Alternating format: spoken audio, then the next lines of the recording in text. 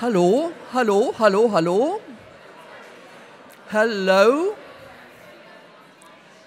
Würden Sie sich bitte alle setzen? Oh. Und schweigen. Wunderbar. Guten Morgen. Herzlich willkommen alle, die Sie hier sind. Da der heutige Vortrag auf Englisch gehalten wird, werde ich auch die Einführungs- und Begrüßungsworte auf Englisch sprechen und damit hoffe ich, einen noch breiteren Kreis von Anwesenden erreichen. Good morning. Welcome everybody who has made it possible to come here today to today's lecture with Dr. Emilia Roig.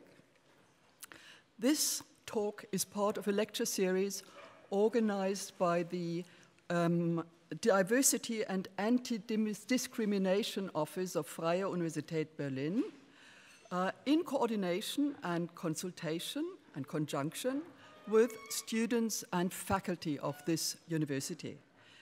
The aim is to address issues that have been raised in the most recent escalation of the conflict over Palestine-Israel, triggered or given a new push by the Hamas massacre of October 2023, the Gaza war, and escalating violence in the West Bank, and possibly the threat of war against Lebanon and other agents and actors. We'll see that, or hopefully we will not see that. It is the aim to give a forum, to provide a forum to debates that are difficult in themselves, highly charged emotionally, painful to many, but absolutely necessary, particularly at an academic institution that calls itself Freie Universität, Free University, which is not a reference to its legal status. Sometimes abroad people assume that Freie Universität is a non-state private university, which it is not. Rather, it is meant as a commitment to freedom and liberty, freedom of thought, freedom of expression, freedom of mind, and of course, academic freedom. High aims, high goals that, as we all know, are not easy to achieve. Today's speaker is, as it were, predestined to speak to us in this particular difficult, thorny issue and context. She is a scholar, activist, consultant, coach, public speaker, public intellectual, the author of best-selling books on Why We Matter, Das Ende der Unterdrückung, The End of Oppression or Repression, and Das Ende der Ehe für eine Revolution der Liebe, The End of Marriage for a Revolution of Love, illustrating the scope and range of her interests, which, however, have a certain focus, which is liberty, freedom, and the fight against oppression and or repression. Before obtaining a doctorate in political science, she worked with the United Nations in East Africa and with the GIZ, the German Organization for International Cooperation in Cambodia, and in Germany with Amnesty International. After her doctorate, she taught in France, the United States, and Germany, notably Humboldt-Universität zu Berlin and, again, Freie Universität, on the theory of intersectionality, post-colonial studies, critical race theory, queer feminism, as well as European and international law. In 2017, she founded the Center for International Justice based in Berlin. In 2022, the jurors of the Impact of Diversity Award elected her the most influential woman of the year. And in this particular capacity, and with her whole range of qualifications, she joined in January 23 the Käthe Hamburger Kolleg in Heidelberg on apocalyptic and post-apocalyptic studies. She's going to speak on Is Anti-Zionism Antisemitic? About the weaponization of antisemitism in current debates. The title is self-explanatory. I will not give you a brief introduction to what she's going to say. First, because I don't know it, and second, because she's going to say it. However, I have been asked by the organizers, I've been provided with a whole sheet of instructions to inform you about the following. Please note that the entire event is going to be recorded, video and audio, and is subsequently going to be made accessible to a broader audience. You're kindly requested to ask questions and make comments after the lecture in writing, handed in through the online tool Votingo. Sounds nice, Votingo. And the link and code is going to be given later so that you will have full access to it. Questions and comments can be made in English or German, en français aussi, j'en suis sûre. So you have a free choice. You can either give your name or withhold it, as you prefer. My name, incidentally, is Gudrun Krämer. I'm Professor Emerita of Islamic Studies at this university, a former director of the Graduate School Muslim Cultures and Societies. I've published on Palestine, antisemitism, Islamism, human rights, etc.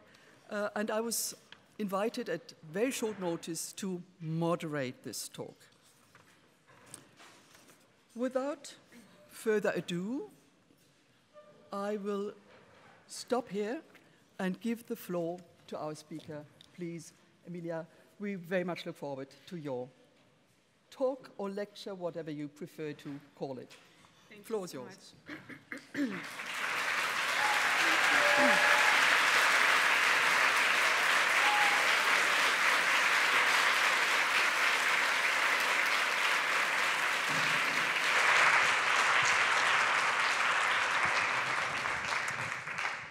Thank you so much for having me today. I'm very happy to be participating in this series of talks and to spend the next hour and a half with you.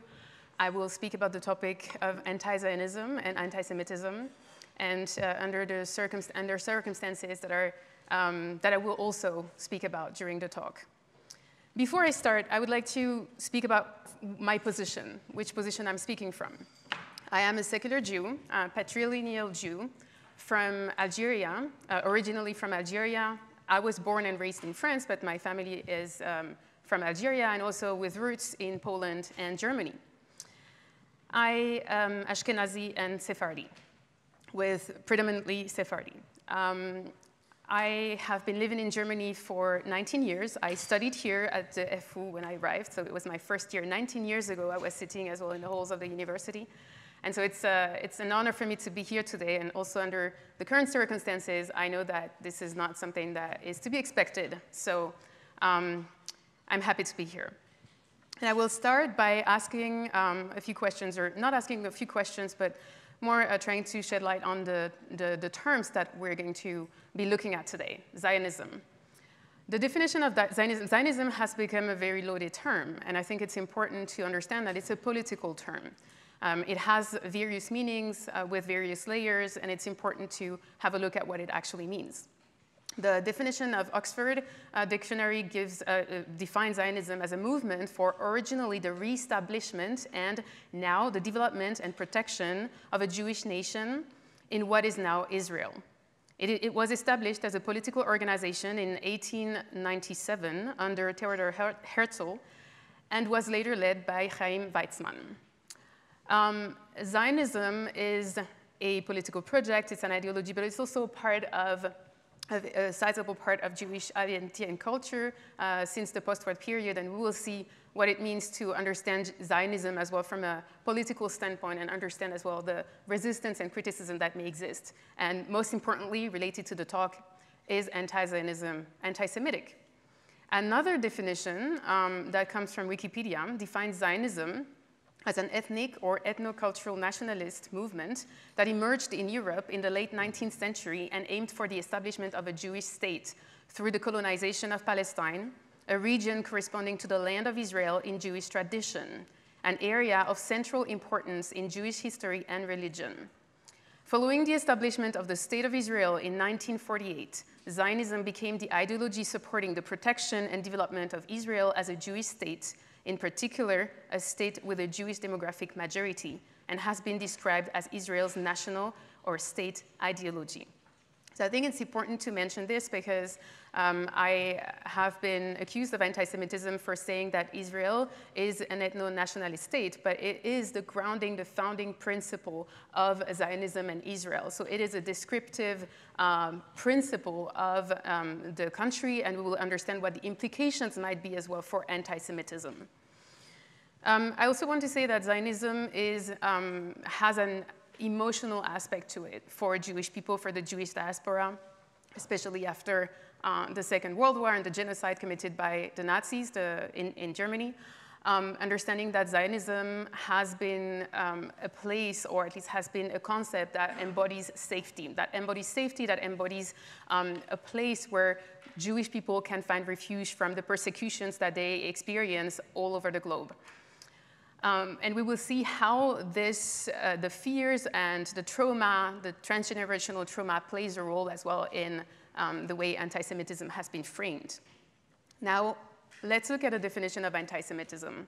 Anti-Semitism is a form of discrimination and oppression that dates back to as long as there's been, at least for the past 2,000 years, it's been a form of discrimination that has affected Jews all over the globe, and with various developments. And I want to speak to an important aspect of anti-Semitism, which is that it is a form of racism that has morphed after the Second World War, but that continues to be and should be understood in a wider context of oppression, European colonialism, and imperialism. And I think it's important to not look at anti-Semitism as a form of discrimination and racism that is absolutely, completely separate from the rest, and that has absolutely nothing to do with anti-Black racism, anti-Muslim racism, anti-Roma and Sinti racism, anti-Asian racism. But we will see that each and every one of these different forms of discrimination, racism, and oppression have their own historicities, they have their own specificities that should be underlined. And that's the same for anti-Semitism, and so this is what I'm going to do today.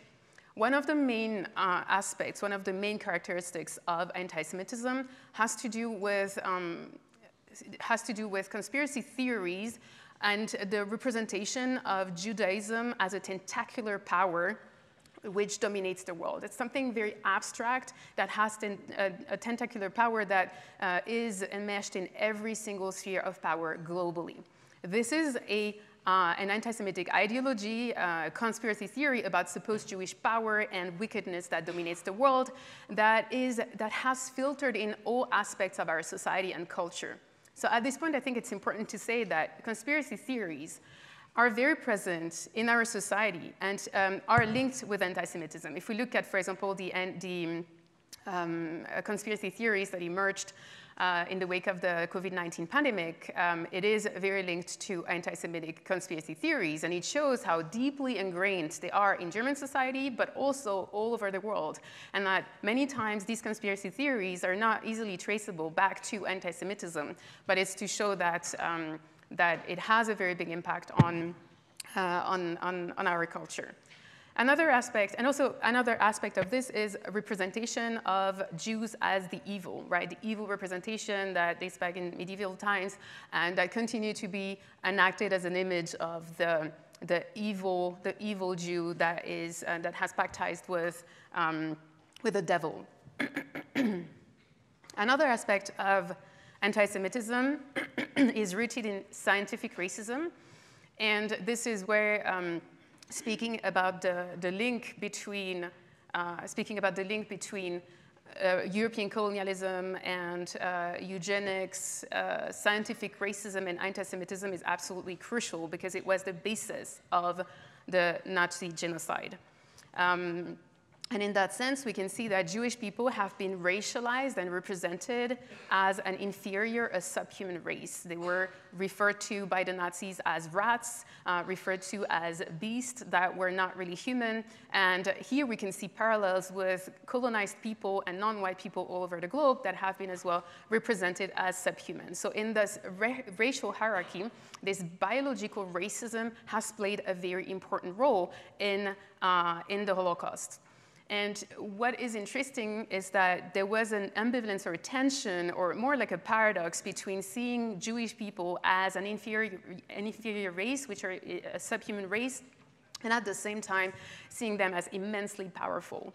Right? So we can see that this ambivalence is very specific to anti-Semitism and is not to be found, for example, with anti-Black racism. With anti-Muslim racism, there's another trope, seeing them as an inferior race, subhuman, backwards, but also at the same time extremely seeing the threat as extremely threatening. We see again here that this definition, or at least the representation of Jewish people as a subhuman race, is something that is no longer as salient as it was during the Holocaust and before the Holocaust that led up to that. And there has been a shift in the definition, or at least a shift in the perception of Jewishness, and I will speak about that, an assimilation to white privilege, because Jewish people have been reduced to, or have been reduced and have been seen as white in Europe after the Holocaust, which is absolutely not true. The Jewish community is a very diverse, racially, ethnically, culturally diverse community, and representing Jewish people as white is a result, as well as we will see, of some aspect of Zionism. We will see that in a minute. And I think it's important to see, again, looking at the legacy that we've been talking about, the links between slavery, colonization, and the Holocaust. We will see that. It is not to deny the uniqueness of the Holocaust in any way, but I think it is important to also put it in context and to understand the historical ties, the historical context, in order to truly understand what was at stake. Hannah Arendt coined the boomerang theory to speak about the continuity between European colonialism and the Holocaust. She took the idea initially from Aimé Césaire, who wrote Discourse on Colonialism in 1972. So there's enough material as well to delve into it. Another trope of anti-Semitism is the binary good Jew, bad Jew, which has been heavily mobilized here in Germany, and especially as well since October 7th, trying to look at Jewish people as a very homogeneous group that ought to act in a certain way, that ought to represent certain political ideas, that ought to abide to a certain political agenda. And it means that the idea of the good Jew versus the bad Jew is an image that has been mobilized in discourses, and that continues to be mobilized in discourses, defining who is a good Jew and who's a Jew at all. Can you even be Jewish if you're not supporting Israel? So this is a result as well of the conflation of Zionism and Judaism. We'll see that in a minute. But it's also happening as well on the other side, meaning that you can only be a good Jew if you're a Zionist, if you're supporting Israel, if you're supporting Germany, if you're supporting the German-Israeli friendship, but you can also be seen as only a good Jew if you are anti-Zionist, if you are against Israel. And so I think it's important to move beyond this idea of a binary of the good and the bad Jew, and to understand that Jewish society, that Jewish culture, Jewish community is has a multiplicity of political ideas, a multiplicity of standpoints and perspectives, and that it is the right of the Jewish community to be as plural as any other society, as any other community. Then another tenet of anti-Semitism is the conflation of Judaism and Zionism, seeing that Judaism is a 4,000-year-old diasporic religion with rich racial, ethnic, and cultural diversity. And Zionism is a 19th century political project and ideology that is, of course, in fact, rooted in Judaism in some way, but that cannot be reduced, or at least it cannot be subsumed as the the representation of Judaism. And so what happens and what continues to happen is the conflation of Judaism with Zionism, erasing the vast diversity of voices, the vast diversity of the Jewish population and political perspectives, which have very important consequences and extremely negative consequences for anti-Semitism. We will see that in a minute.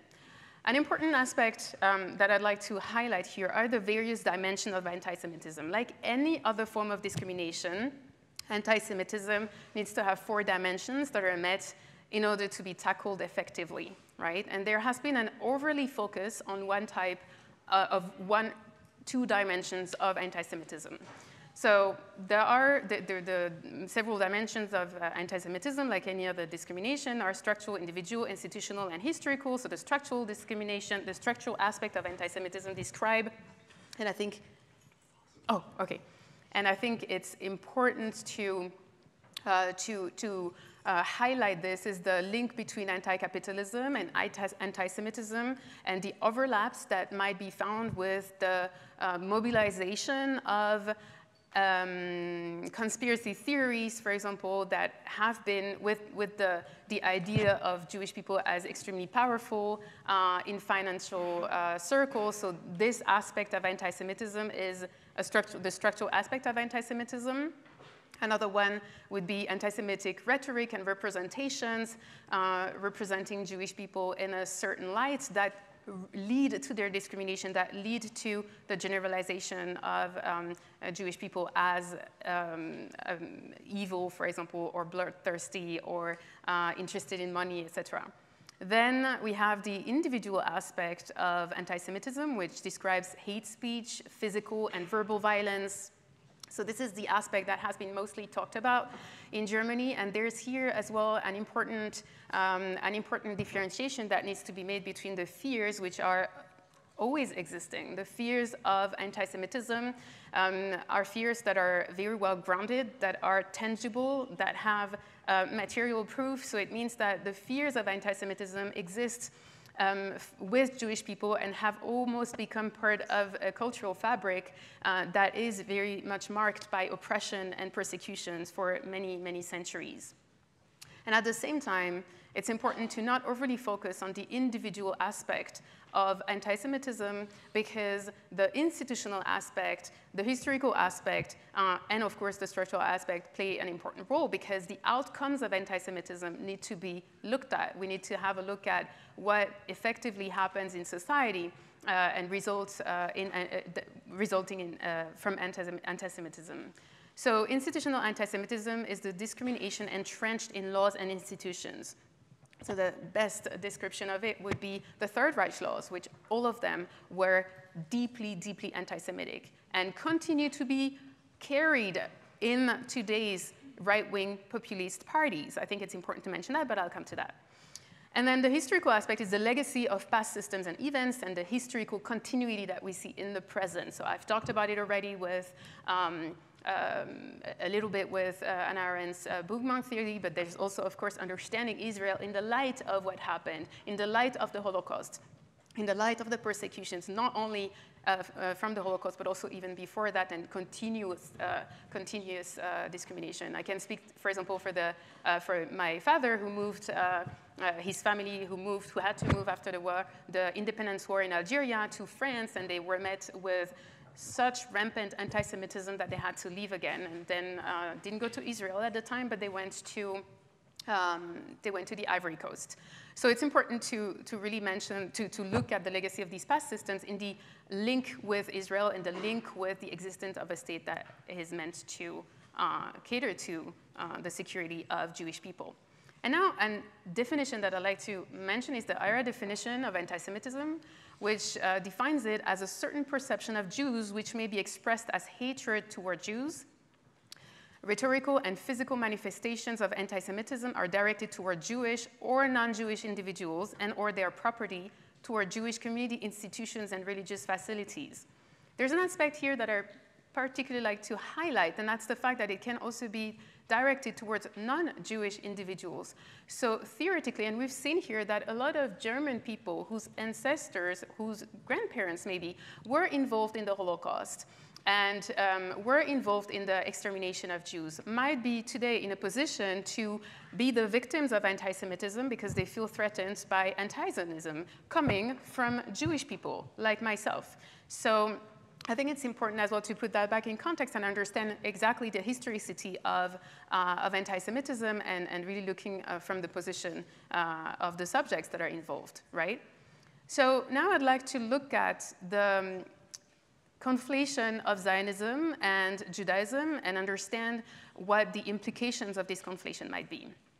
What we can see is that there is an increase in anti-Semitism, anti-Semitic rhetoric, and stereotypes, holding Jews collectively responsible for the actions of Israel. So this is the most adverse effect of conflating Judaism and Zionism, meaning that any actions that are geared towards Jewish people, so for example, synagogues being attacked as a result of the right Zionist policies carried out by Netanyahu government is deeply anti-Semitic and is a result of the conflation of Judaism and Zionism.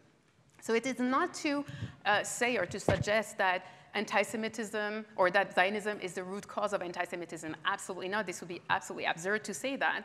But some of the, or at least we can say that there's a correlation, statistically speaking, of the actions of the Israeli government and the rise in anti-Semitism.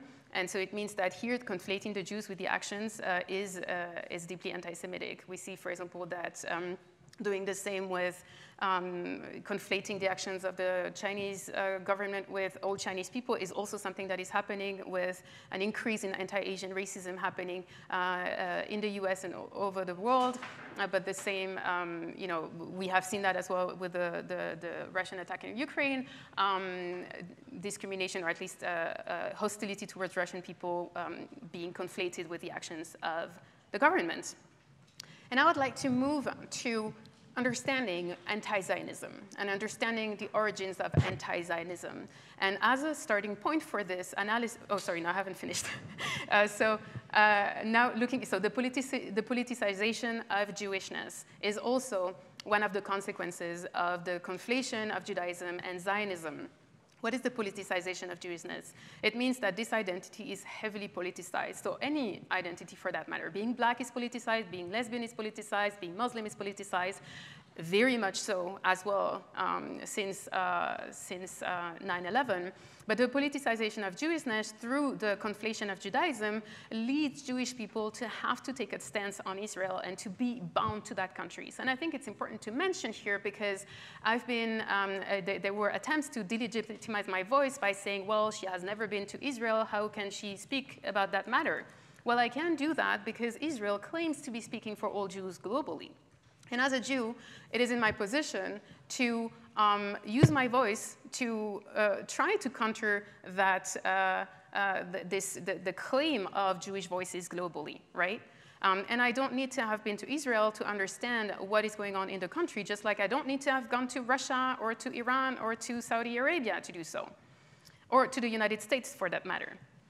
The instrumentalization of anti-Semitism is also an outcome of the conflation of Judaism with Zionism, meaning that anti-Semitism fulfills an important function for Zionism. It fulfills the function because initially the creation of the Jewish state was meant to counter anti-Semitism. So it is absolutely central to its founding process and to its founding and to its development.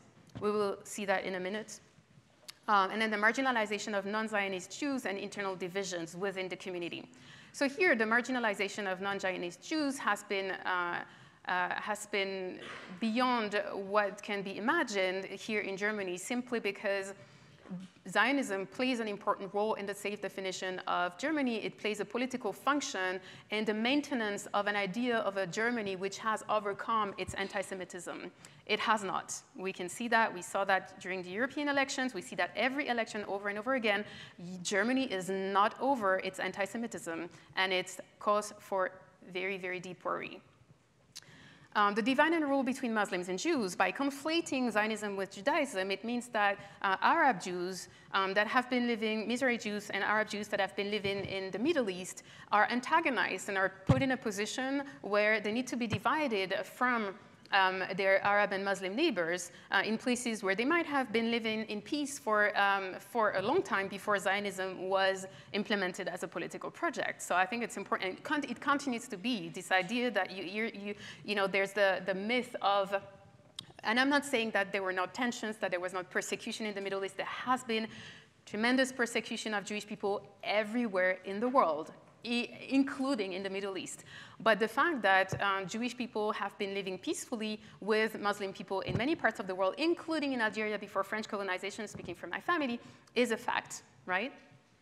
Then the reinforcement of Ashkenormativity. Ashkenormativity is a term that describes the supremacy of Ashkenazi Jews and Ashkenazi culture within Israeli culture and within the Jewish community. So the representation of Judaism that is subsumed to Ashkenazi culture is something that is reinforced again by Zionism, because Zionism is based as well on the idea and the archetype of the Ashkenazi Jew, and there is Ashkenazi supremacy in Israel. We can see that a lot of discriminatory policies are implemented against Jews within Israel that are also to be understood in the light of the discrimination that Palestinian people are also experiencing, right? We see that, for example, Felasha Jews, Sephardi Jews with, you know, some nuance because it has changed, but at the founding process, Sephardi Jews experienced tremendous discrimination, the same for Yemeni Jews and Mizrahi Jews, of course.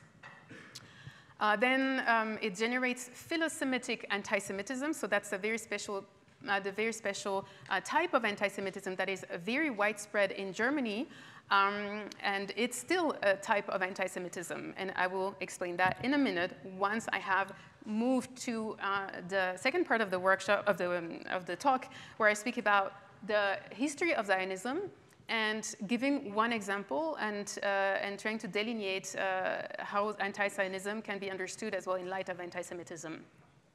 So this is a Bundist poster from Kiev in 1918, and it says, "Wherever we live, that's our homeland." And so this slogan basically tried to understand and it was an anti-Zionist slogan saying that as a Jewish diaspora, this is also a strength. This has been a weakness, and this has been, of course, marked by persecutions, but at the same time, the diasporic aspect of Jewish life and Jewish culture is something that is being highlighted here. And in 1938, Bund leader Heinrich Ehrlich, who is Jewish, wrote, and I will read that because I think it's so prophetic and very interesting to see that in 1938, this text was written and can enlighten us today. He wrote, "What can a Jewish Palestine be in the best scenario? A small kingdom of a tiny Hebraic tribe within the Jewish people.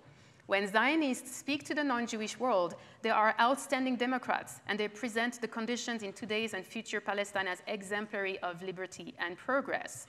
We continue to see that today with a certain image of Israel being portrayed as the only civilized country in the region, being portrayed as the only democracy in the Middle East, which it is not, right? And so I think this idea of representing a certain representation of Western civilization is very central as well in what I'm going to speak about in the third part of the talk. Then he says, "But if a Jewish state is to be founded in Palestine, its spiritual climate will be an eternal fear of the external enemy, Arabs, unending fighting for every little piece of land, for every scrap of work against the internal enemy, Arabs, and a tireless struggle for the eradication of the language and culture of the non-Hebraist Jews of Palestine." Very prophetic again. And then, is this the kind of climate in which freedom, democracy, and progress can flourish? Is this not the climate in which reactionism and chauvinism typically germinate? And so he said this simply because we can also understand the shift to the right that has happened in Israel. So it is not necessarily that the whole population of Israel is inherently right-wing, absolutely not. But by design, Zionism has led to a shift to the right that is it seems never ending, right? I mean, it can also go even further to the left, further to the right, even after Netanyahu, when we see already the forces who Israeli people are protesting against again, right? So it means that this is, I think it was a very pertinent question to ask at that time. And then finally, he says, Zionism has transmogrified itself into being in an open alliance with our blood enemy, anti-Semitism. Zionism has practically always derived its inspiration from the persecutions endured by Jewish people, from political reactionism above all. Throughout the 40 years of Zionism's existence, the following rule has practically always held. The darker the world, the brighter it gets in the Zionist tent. The worse for Jews, the better for Zionists. And so this is something that is, I think, interesting to analyze, and I will just mention a quote by Hannah Arendt, who said, "The trouble is that Zionism has often thought and said that the evil of anti-Semitism was necessary for the good of the Jewish people. In the words of a well-known Zionist in a letter to me discussing the original Zionist argumentation, the anti-Semites want to get rid of the Jews. The Jewish state wants to receive them. A perfect match." And here this brings me to the link between the global right and global anti-Semitism and Zionism. And I think it's an important aspect that tends to be completely avoided here in Germany, because I think it is also what is at stake. Again, Germany has not come to terms with its anti-Semitism at all. And even if the story that is currently being told is that anti-Semitism only comes from Arabs and Muslim people in Neukölln, it might be true, yes, and there is anti-Semitism in Arab and Muslim communities, just like there is anti-Semitism in every other community. It's also true that there is anti-Semitism in the anti-Zionist movement that should be taken seriously. So I'm not trying to negate the fact that there is anti-Semitism in the anti-Zionist movement.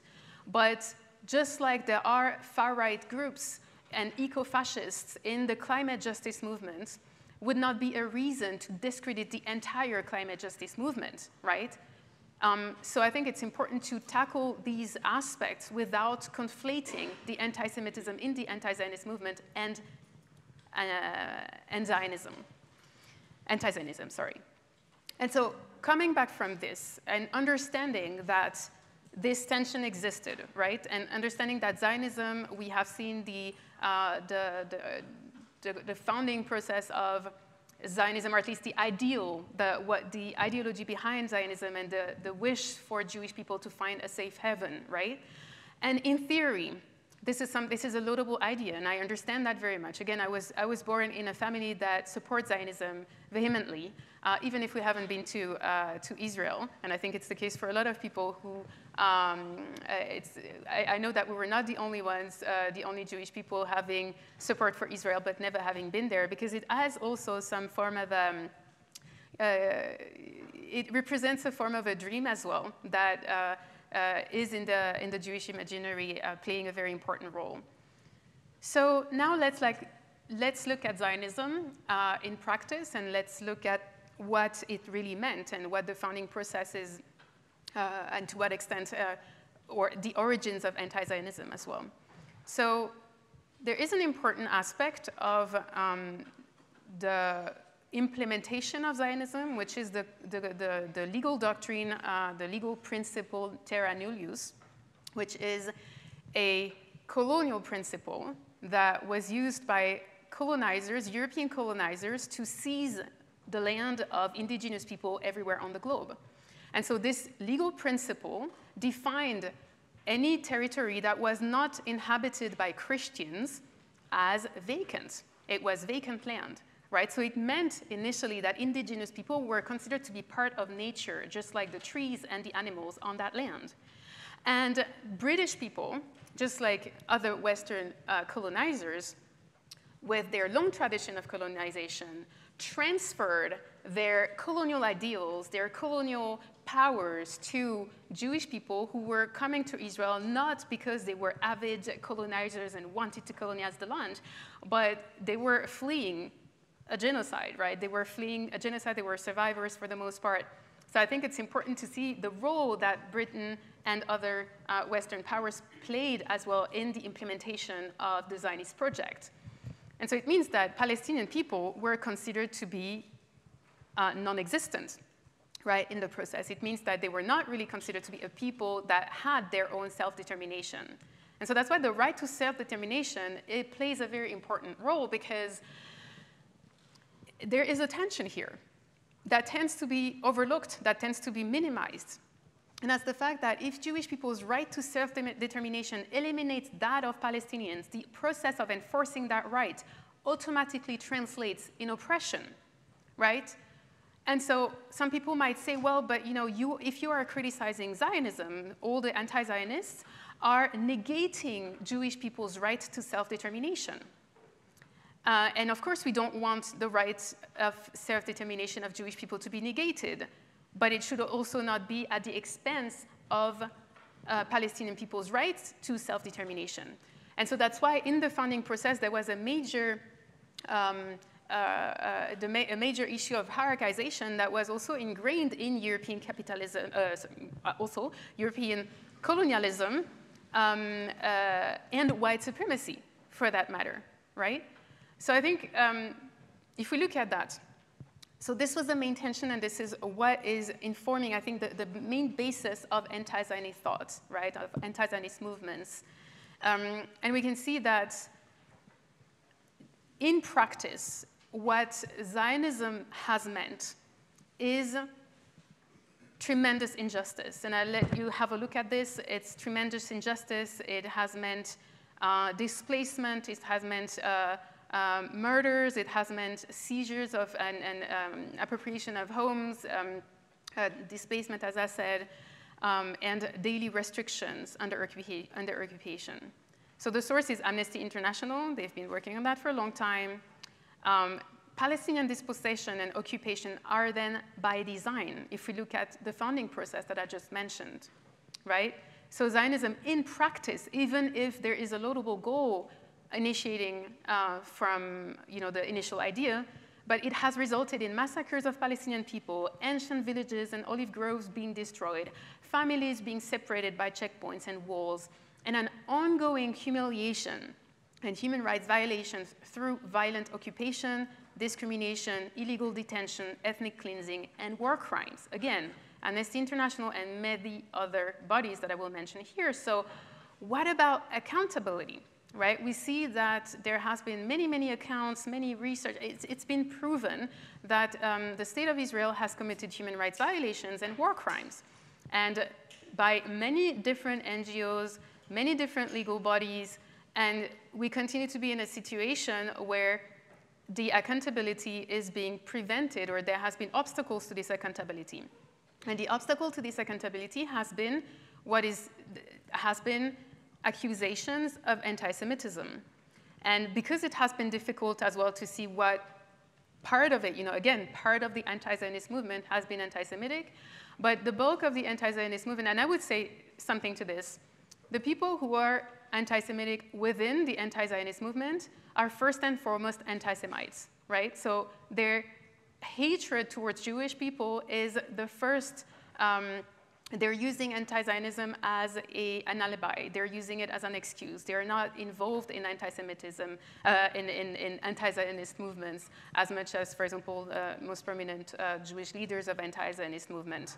Right, so best example for this would be, Iran and Turkey taking Israel as an excuse to express their anti-Semitism, right? So, but I wouldn't say that they are prominent voices of anti-Zionism because their main intention is to destroy Israel, to destroy Jewish people, and to express their hatred for Jewish people, right? And so here I had a look at a website, which is the NGO Monitor, an organization that is funded by Zionist people. And so in the wake of all the new legal cases that were brought to many different European countries and also at the ICC, there has been an attempt, or at least a coining of a new word, which is lawfare, legal warfare. And it describes the fact of exploiting international legal frameworks and principles as a major weapon in the political war against Israel. So NGOs, so all the NGOs that I just mentioned, claim they are filing lawsuits and pursuing war crimes charges against Israel to obtain justice for Palestinian victims. In reality, these cases are part of the larger campaign that seeks to demonize Israel in the international arena and to delegitimize responses to terror attacks against Israeli civilians, right? So it means that there is the image of a concerted action, a general campaign against Israel of all these actors and many, many more. I didn't have enough space on my slide. Instead of looking at it as the wish to protect Palestinian civilians and protect human rights, protect international law. And so this form of new anti-Semitism, as it is being coined, and so that would be Israel-bezogener Antisemitismus here in Germany, so Israel-related anti-Semitism, has blurred the lines between, what is actually, so it has brought a lot of confusion about what is actually anti-Semitism. Is a critic of Israel anti-Semitism? Well, according to this definition, yes, it is, right? And so the new anti-Semitism has been as well a very important instrument in the realization of the Zionist project, as I was saying, and as Hannah Arendt also said, and as Ehrlich also said. And so that's why I think it's important now to decipher between, what is Zionism, what is anti-Zionism, and what is it not. So anti-Zionism is not per se anti-Semitic. And conflating anti-Zionism with anti-Semitism is not only wrong, but it is dangerous because it leaves us very ill-equipped to tackle real forms of anti-Semitism. And we will come to that because the anti-Semitism is real, not only here in Germany, but globally. In the US, in France currently, we're ill-equipped to tackle this kind of anti-Semitism because the claims of new anti-Semitism and the focus on Israel has been deflecting our attention from the anti-Semitic danger that is looming over our heads all over Europe and also in the US. It's a call to destroy Israel, and it's not a call to destroy Israel and kill Israelis. It is not. Do people within the anti-Zionist movement call to destroy Israel and kill Israelis? Yes. I would argue it is a very, very minimal proportion of the anti-Zionist movement because, again, this would be an alibi. It is not negating the right of Israel to exist. Again, the right of Israel to exist, or the right of any state for that matter to exist, is a tricky legal question. Because just like a critique of the founding process of most nation states and of the US, Australia, Canada, New Zealand in particular, it does not negate their right to exist in the present. And I think it's very important to say that it's geared towards solutions for a non-oppressive, non-discriminatory, and a peaceful life in the region without occupation, without oppression, right? It's not about saying, okay, all Israelis need to be killed. And it's a false representation. It's a false representation of anti-Zionism, which discredits the entire movement and does not look really at the claim that are put forward. It is not an attempt to disenfranchise, demonize, disparage, or punish all Jews and those who feel a connection to Israel. And this point is very important because within the anti-Zionist movement, the anti-Semitic tropes that we see might be exactly this, right? It might lead to demonize or disparage and punish all Jews or those who feel a connection to Israel. The fact that Jewish people all over the globe feel a connection to Israel is something that is rooted in anti-Semitism and persecutions and oppression. And it is not something that should be shamed in any way. A lot of us have families or friends there. It represents a place that has grown, of course, in our communities. At the same time, and I think it's important, again, to make a separation and understand that this, the links, or at least what the right-wing government of Israel is currently doing and has been doing for many, many decades, it didn't start on October 7th, is important to also understand under this light. Implying that Jews are less worthy of sovereignty and nationhood than other peoples and states. It is not. As I just mentioned with the self-determination, Jewish people have a right to self-determination like any other people. The importance is about the implementation of this right to determination. If it means that their right to determination is going to destroy another people's right to self-determination, we need to further look for solutions. And denying the historical connection of the Jewish people to the land of Israel. Of course, the connection of the Jewish people to the land of Israel is not non-debatable. It is a historical fact. There is a link of the Jewish people to the land of Israel. But should it be used as the sole justification for the establishment of a Jewish state? Maybe not, and we'll see why, right? And there are other links of Jewish people in Germany, for example, or Europe. We will speak about that.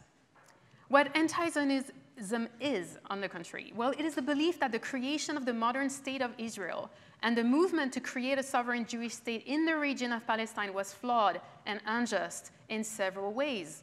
It was, and we need to recognize that. Denying this fact will not help us find solutions. It is a rejection of the idea that liberation can be obtained through the subjugation of another people, right? The Jewish people will never be liberated if Palestinian people are being oppressed. We see the current situation in Israel. It doesn't mean safety for Jewish people. Jewish people are not safe under the Netanyahu government. And they're not safe not only in Israel, but everywhere in the world. It is embedded in a larger critique of nation states, borders, and land-based ethnic nationalism. And I think it's so important because the critique of double standards and saying, oh, yes, but this criticism is overemphasizing on Israel and not on other parts of the world. Well, people who are anti-Zionist in a very honest way will criticize the notions of nation states all over the world. And that has been the case. And again, the question of double standards and, for example, telling me, yes, but you're not as vocal on Iran, for example. Well, I am Jewish, and I use this position to speak about what concerns me most, right? I have, of course, opinions, and I support the people who do the work in Iran. But in my position, yes, of course, I will disproportionately speak about the issues that concern me. The recognition that Judaism is neither conditioned by nor limited to the contours of a nation state. And that is so important when we speak about Judaism. Judaism is so much more expansive, so much more abundant than Zionism will have us believe. And I think it is so important to really internalize that fact and know that a nation state cannot be the denominator of 4,000 years of a culture, a religion, and a community. And it is rooted in an intersectional understanding of justice, equality, and liberation. It means, if Palestinian people are not free, Jewish people cannot be free. So it comes back to this idea, right? So it means liberation for all. And this is something that is feasible, right? The idea that it is a naive understanding of what liberation means, well, I would say it is naive to believe that what is currently happening in Israel can be sustainable and can lead to justice and peace for everyone. It cannot, in fact. And so now let's have a look at, so this is a banner. I wanted to show this because, so anti-Zionism is not anti-Semitism. And to maybe nuance this, because it is, of course, it is not anti-Semitism. And at the same time, I think it is important that we remain very alert to the anti-Semitism that is happening in anti-Zionist circles, and that we don't brush away any criticism as false accusations, etc. Like not going all the way to the other front and doing exactly the opposite as what Marxism has been doing to our movements. And so, who are the anti-Zionists? Well, you have Arab anti-Zionists for sure. I would say that the majority of the Palestinian population is anti-Zionist. Of course, if a population lives under occupation and have experienced so much human rights violations, it is quite understandable that they will be against the very political system that has created their dire situation. But there are also, and I would say the bulk of, or at least the most prominent figures of anti-Zionism are Jewish people. And have always been. For as long as there's been anti-Zionism, there has been Zionism, there has been anti-Zionist Jews, just like there have been anti-capitalist Jews. And so I think, and anti-colonial Jews. And I think it's important to highlight that fact. So I will just give you a few figures of very well-known people who have always been anti-Zionists. and who would probably today be accused of anti-Semitism in Germany. Most certainly, and I will give you some of their quotes. So Albert Einstein said, "The Israeli state idea is not according to my heart. I cannot understand why it is needed. It is connected with many difficulties and a narrow-mindedness. I believe it is bad." So Einstein said this. Imagine if I would say this today. I would be expelled from Germany, probably. And so I think it's, of course, important to put it back into context, but this could be interpreted as being, mobilizing the evil trope of anti-Semitism by saying that it is bad. I believe it is bad. It is a bad idea. Well, in this case, I just wanted to mention that quote. Another quote from Erich Fromm said, "The claim of the Jews of the land of Israel cannot be a realistic political claim. If all nations should suddenly claim territories in which their forefathers lived 2,000 years ago, this world would be a madhouse." So today we would say it's a bit ableist, and that's true. And at the same time, I think it's important to look at what he said by recognizing that the historical link to Israel is not the main argument to justify the Zionist project. Then Primo Levi said, "Everyone has their Jews. For the Israelis, they are the Palestinians." And so these people are no longer with us, and so we cannot speak with them anymore. We cannot know how they would be treated today. We can assume, of course, but there are other people today who are speaking out against Zionism and against the human rights violations and war crimes of the Israeli government.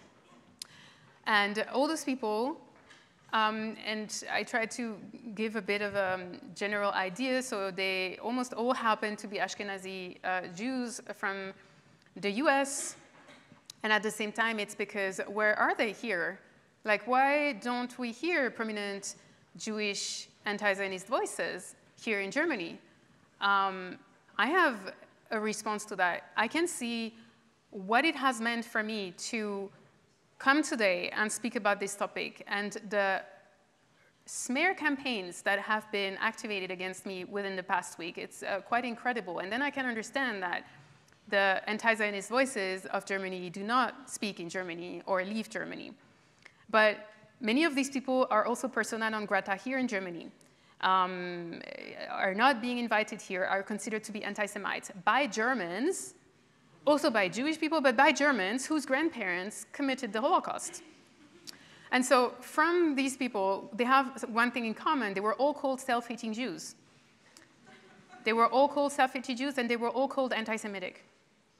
And I think it's important to look at that in the light of the good Jew, bad Jew paradigm, and to understand that very much, it has been decided as well from within the Jewish community, but also from outside. So Germany and the general German discourse has taken a very important role in deciding who's a good Jew and who's a bad Jew in Germany, right? I recommend the book Judenfetisch by Deborah Feldman as well if you want to know more about that.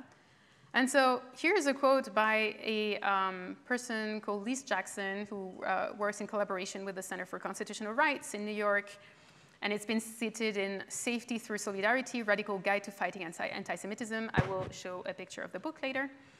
And she says, "I feel really frightened as a Jewish person by how the Zionist right has captured the conversation, making it so much harder for all of us to challenge the real anti-Semitism at its root."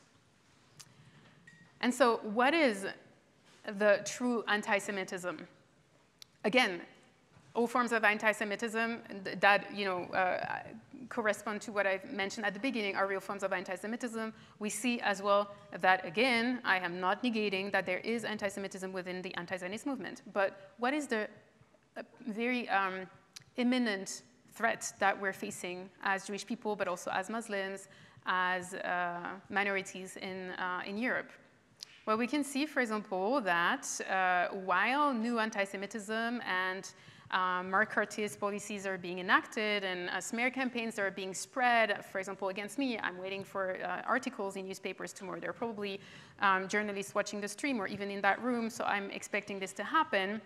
But we can see that, meanwhile, we have Marine Le Pen, who is a prominent xenophobic, anti-Semitic, and racist politician in France whose father, Jean-Marie Le Pen, asked her to call Adolf Hitler Uncle Hitler. I know him very well. I've been raised with these ideas as well. And so she says, the Front National has always been a Zionist party. And she's not wrong. She's not even lying. That's true. The Front National has always been a Zionist party. Why? Because Germany and other European countries like to see Jewishness and Judaism as a geographically distant, as something that belongs somewhere else. But Judaism is as much part of Germany and Europe as it is part of Palestine, right? So the EU and Germany's unconditional support to Israel in its continuity is in continuity with the anti-Semitic ideology that wanted Jews out of Europe, very much so. And so we can see, for example, that the Third Reich agreed in the Havar Agreement with the Jewish Agency for Israel, formerly known as the Jewish Agency for Palestine, to facilitate Jewish immigration from Germany to mandatory Palestine, right? So it was also part of the ethnic cleansing / genocidal enterprise of the Nazis to relocate Jewish people to Palestine. And so before World War II, anti-Semites were more likely to be Zionists than anti-Zionists. And today, a lot of Zionists are, in fact, anti-Semites. For example, Alexander Gauland, the honorary president of the far-right, very anti-Semitic political party. I didn't translate the quote just to make sure that I didn't, I wanted the original to be here. And so what he says is that Israel also means the West, the general West, because Israel is located in a place where the West is being rejected and fought against. So if Germany is positioning itself on the side of Israel, then it defends our way of living, of thinking against the politicized Islam. This person negated the Holocaust. He's constantly saying highly anti-Semitic things. He is deeply racist and anti-Semitic. Jewish people are not safe with him, just like they are not safe with Marine Le Pen. And nevertheless, they claim to be Zionists. We see here another type of philosemitism. So this is typically philosemitic anti-Semitism. We see here, for example, Joe Biden, who said in a congressional hearing in 1986, Israel is the best $3 billion investment we make. And then he repeated that in 2022 and said, were there not an Israel, the USA would have to invent an Israel to protect her interest in the region. So we see here that, Zionist or support to Zionism is rooted in, actually, we ask ourselves, where is the safety of Jewish people here? Like, does it really have something to do with it? And here we can see as well, as a parallel, that the Israeli right is a key player in the global far right, building close alliances with ethno-nationalist leaders and regimes across the world, with Donald Trump, Viktor Orban from Hungary, Narendra Modi from India. And so the global far right, especially the Christian far right, support Zionism because they see Israel as a frontline defender of the Judeo-Christian West against the Muslim world. And so this whole idea of Judeo-Christian is also something to deconstruct. Since when has there been a Judeo-Christian alliance? Well, it's very new because it wasn't the case from 1933 till 1945. And then we can see here that it was fulfilling maybe the wish of Theodor Herzl, and he wrote that in The Jewish State in 1946, because he said the Jewish state will be the portion of the rampart of Europe against Asia, an outpost of civilization as opposed to barbarism. So I know that I only have 3 minutes. I would need just 5 minutes, and I think it's okay. Sorry, I hope I didn't want to say I think, sorry. I hope it's okay. Is it okay? It just reduces the time for questions and answers. Okay, I'll be quick. If that is okay with you. I'll be quick. No, you know what? We'll see what the audience says. Okay, I'll be quick. Okay, and so now finally, so let's look at the political support to Zionism. The political support to Zionism is what we see in Germany. It is not a fight against anti-Semitism, and I think we need to reframe it. What is currently taking place across the German media and across German politics, across the political spectrum, is not a fight against anti-Semitism. It is the political support to Zionism. And I have seen a letter being circulated by 70 professors, most of them Christian German professors, giving their support to Jewish people and against Israel has, so the hate against Israel, so conflating against Judaism with Israel. And I want to say that I imagine that the intention behind that is a positive intention, right? I mean, in Germany, who wants to be against Jewish people? So I think it's important to mention that, and at the same time, what they're doing is contributing to the conflation of Israel and Judaism and putting Jewish people at further risk. So it is absolutely counterproductive to write such a letter if you actually want to protect Jewish people. And so we see that it's rooted in economic interest, as we have seen. It's rooted in geopolitical interests for the US specifically, but also for other countries, like if we look at Germany, definitely, and economic interest for Germany also, looking at, the arms trades between Israel and Germany. And also ideological interests. Well, the ideological interests, we mentioned them for example, the far right, but also Germany relying on Zionism and on the pursuing of the Zionist project in order to profile itself as a country that has overcome its past. It hasn't. We see it today. It's a fact, right? And so what about Jewish safety in all of this? Well, we can see that a lot of the support of Zionism is not concerned at all with Jewish safety. And I think it's an important thing to highlight, because if we continue to conflate Zionism and Judaism and believe that in supporting Zionism you also support Jewish people, well, it's having the opposite effect. And so here this talk was about, is Zionism anti-Semitic? And it finishes by saying that parts of the support of Zionism is deeply entrenched in anti-Semitism. It is not to negate, again, that yes, there is anti-Semitism. There are parts of the anti-Zionist movement which are anti-Semitic, and we need to fight that. And I would like to give some reading recommendations for this. For example, The Safety Through Solidarity, A Radical Guide to Fighting Anti-Semitism by Shane Burley and Ben Lorber, a big recommendation.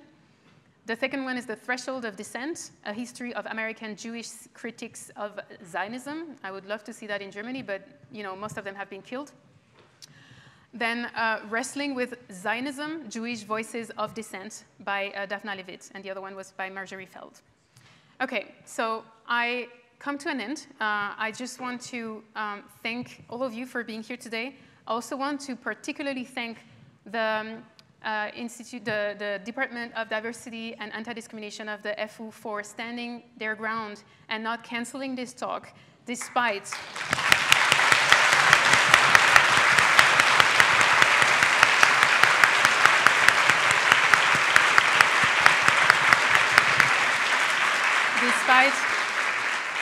despite the tremendous pressure that they've been put under.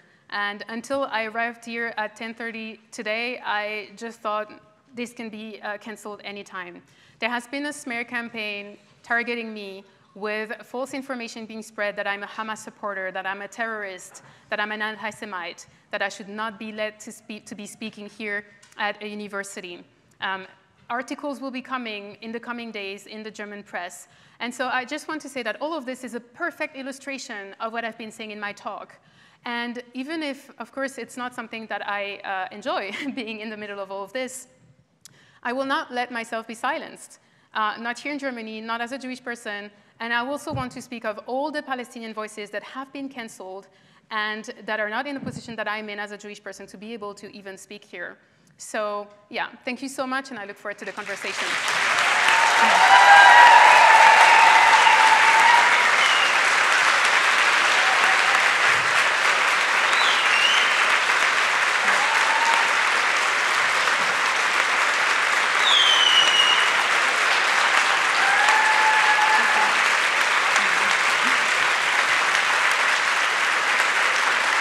Thanks a lot.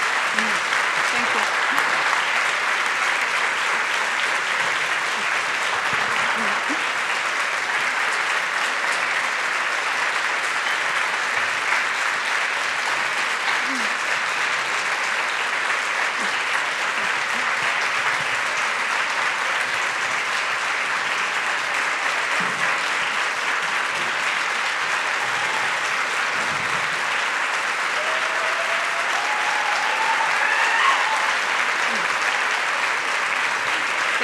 much. Thank you. Thank you very much. Thanks a lot. I really appreciate your support. Thank you so much. Thank you again. I think it is rare to have standing ovations at Freie Universität Berlin. And so I was privileged in being able to be present here. Sorry, yes. You remain here. Oh, okay, yeah. At the center. It's my job to read out questions. It's a major function for which you need to have high qualifications. Until the first questions come in from the audience, a few comments or questions were already submitted. How many people are in this room who do not understand any German at all? We can handle that. I think we can handle that problem.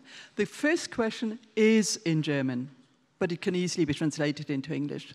Sie sprechen in Ihrem Vortrag davon, dass die Praxis, Antisemitismus als politische Waffe zu nutzen, Auswirkungen auf die Meinungsfreiheit hat, beziehungsweise darauf, wie hier über den Israel-Palästina-Konflikt gesprochen wird. Sehen Sie hier Parallelen zu anderen Formen politischer Zensur? In your talk and in previous communications, if I may add that, you argued that anti-Semitism is used as a political weapon that has a deep impact on the freedom, or rather the restriction of opinion and the way we speak about the Israel-Palestine conflict. Do you see parallels to other forms of political censorship? Yes, I would say I see parallels, and I would say that this is quite unprecedented, especially here in the political context and the geographical context we find ourselves. So the sciences and the weaponization of anti-Semitism has been a very special case, I would say. But that being said, and I can't remember which one it was, there was a prominent far-right personality in the US who said we need to make post-colonial scholars, feminists, and intersectional scholars political untouchables. We need to create an association with Hamas that will make them political untouchables. I could try to find that who said this, but that was a tweet that happened around October 7th.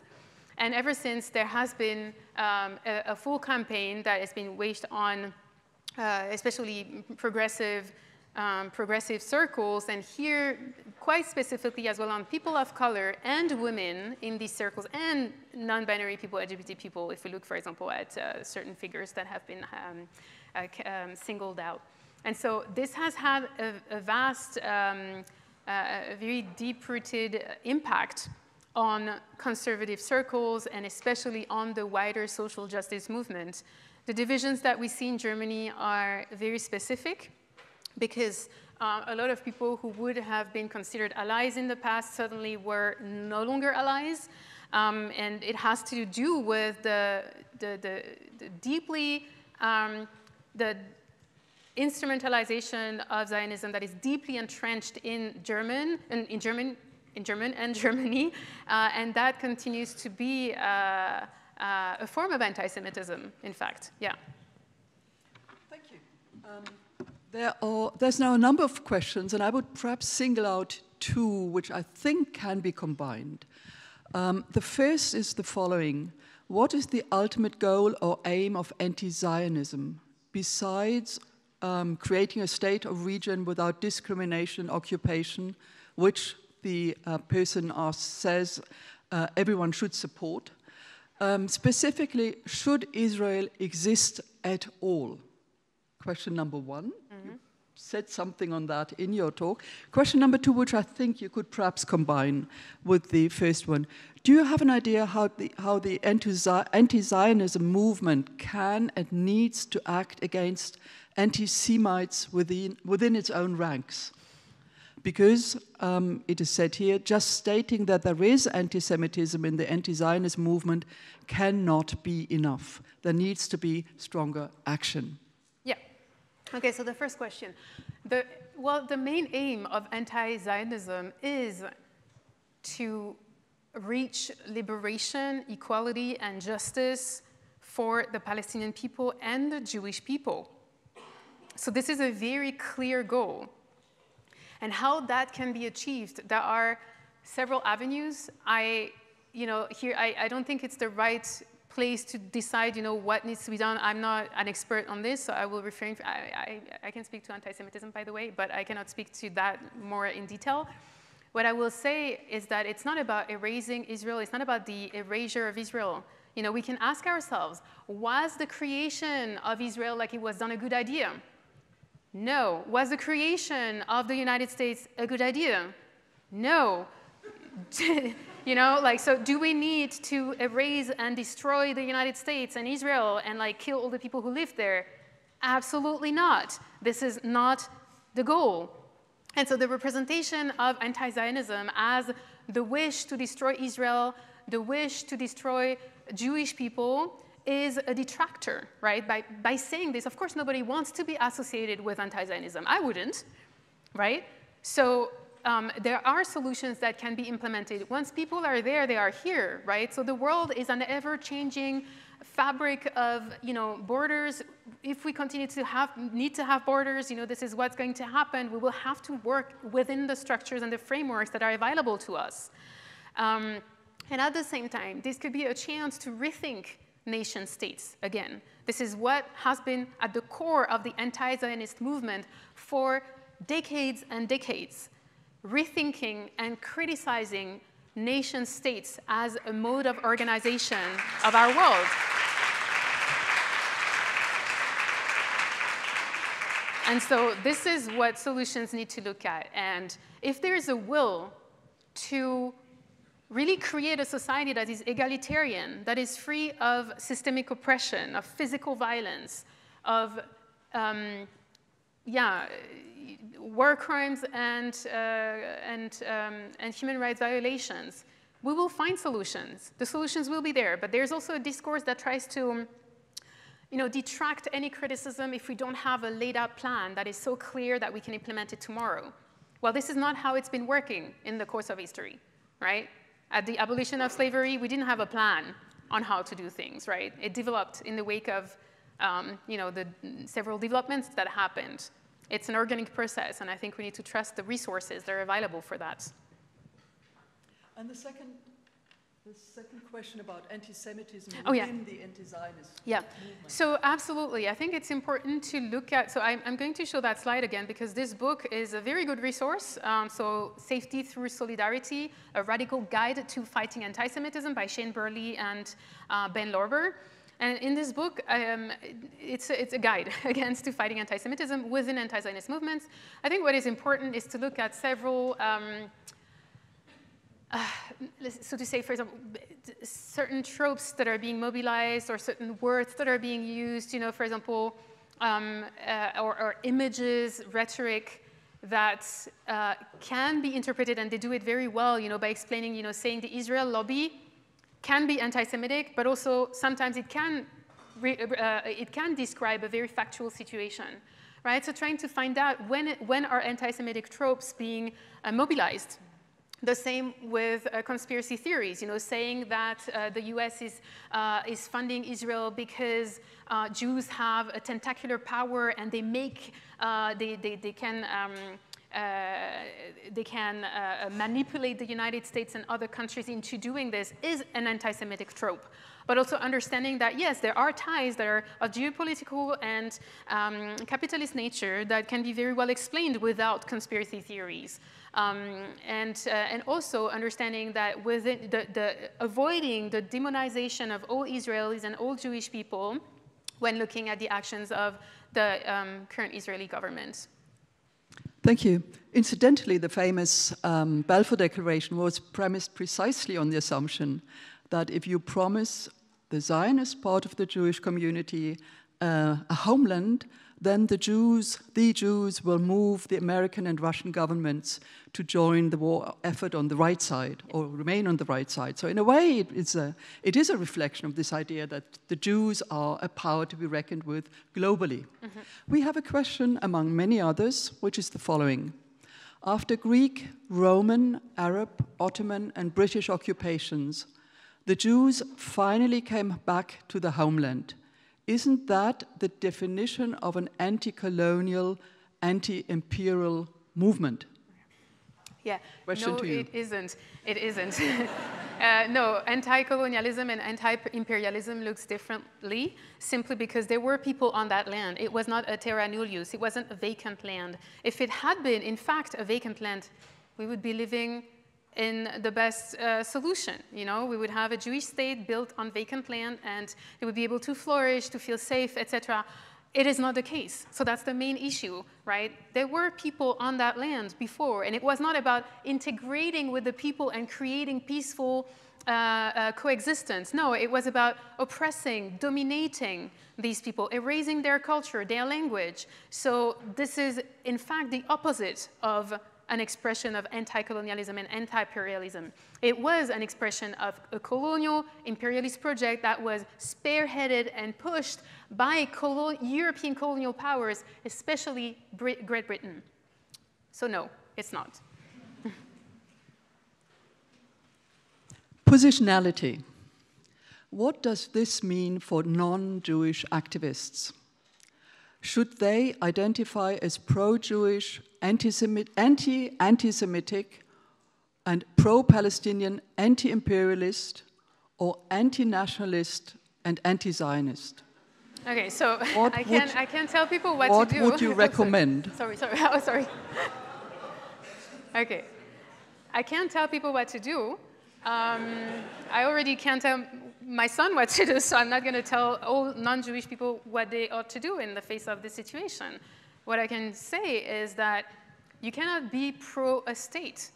What is that? Like, being pro-a-state, like, no matter what government, no matter what policies, no matter what political agenda, you know, being behind a state as a matter of a principle, like the Staatsräson, is deeply, deeply problematic, right? Imagine if you decided at some point, I'm going to be pro-Germany no matter what. We know what happens when this is the case. And you have people who continue to be pro-Germany no matter what. And so that's why it's important to really, again, like, deconflate Zionism, Israel, from Jewish people. You can be for Jewish safety, but I think it's important as well that we go back from. So it's interesting because some years ago, there was so much backlash against identity politics. And we wonder, where are they now? Like, we don't hear so much criticism of identity politics. And what is currently happening in Israel-Palestine and the whole discourse in Germany is entirely identity politics, but from the wrong angle, if you ask me. Because what we see is that instead of looking at a phenomenon and being understanding that a certain phenomenon ought to be avoided at any cost. And in that case, for Germany, that would be genocide, right? So avoiding genocide, avoiding the killing of innocent people, this is what Germany needs to work towards. This is what Germany needs to avoid. Instead of this, it has been focusing on an identity, saying, oh, we have done wrong to these people, Jewish people, so we need to protect Jewish people no matter what. And it's not that they're protecting Jewish people no matter what. They're protecting what they think represents Jewishness, which is the state of Israel. So we have gone from a place of we want to avoid the mistakes of the past, we want to repair and protect Jewish lives, to supporting a state that is currently committing war crimes, human rights violations, and genocide. I have to say it, and I continue to say it, like all the NGOs that I mentioned earlier, right?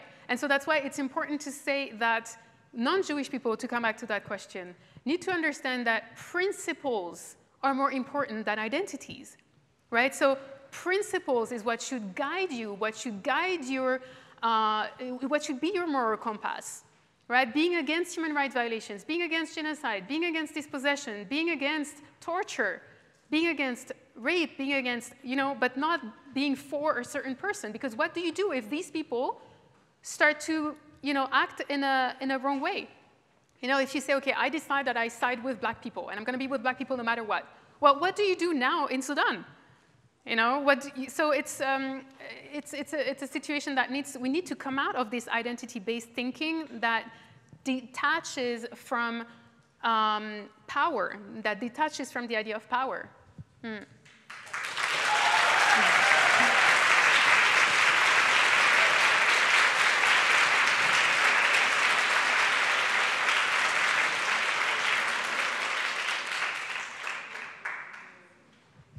Actually, I wonder, we could go on until 12:05. At the same time, I found an excellent conclusion, because it took us back to some very basic issues, such as identity politics, notions of strategic essentialism, etc., that have been brought up in other contexts. You work on intersectionality to keep that in mind, that there are always extremely complicated connections and interconnections with unintended consequences for other fields and other principles as well. So there still are questions on my list. But I would actually tend to conclude with that, give you the opportunity to say what you want to say at the very end, and then to give us enough time to think about what was said, because there was a lot, and there's enough on our plate. Thank you. Okay, thank you so much. So first of all, I want to, thank you very much for the moderation and for also the generous presentation at the beginning. And maybe as closing words, I would like to speak to the fears that are currently being the main obstacle that we face in a lot of social justice movements, and that have prevented us from gaining public solidarity, public recognition, and saying that those fears are well-grounded. There is a reason to fear, and we're not all in the same position in front of these risks that are being taken. So I just want also to pay tribute to that. But also knowing that it's never, in any social justice movement in the past, the kind of resistance that is demanded, the kind of integrity that is demanded is what can be our compass, and we can understand that as long as we continue to act in accordance with those principles that I just mentioned, there will be a positive impact at some point, even if we don't see it now. So thank you so much.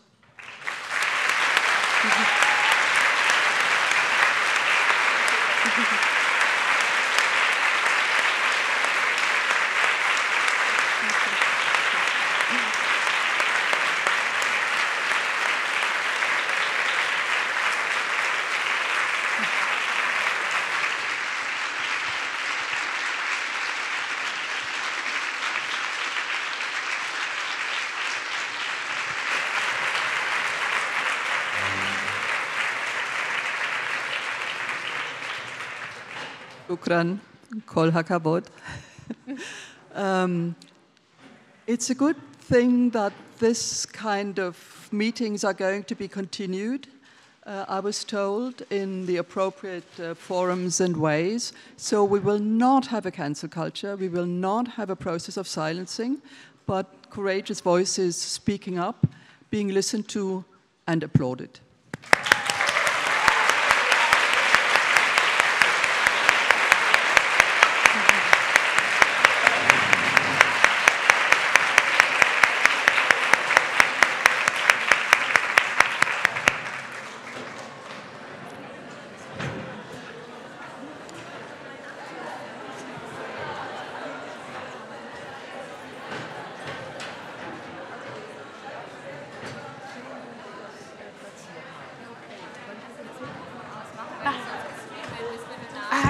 Ja, genau.